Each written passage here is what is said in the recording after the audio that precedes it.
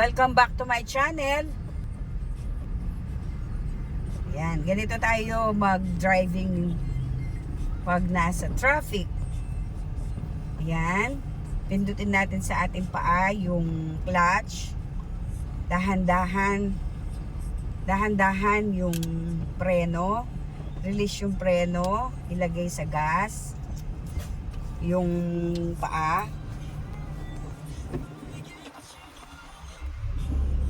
Tapos mag-change gear tayo or change natin yung position ng ating cambio. Yan. Long press natin yung clutch para ma-release or mag-iba ng mag-shift yung ating gear.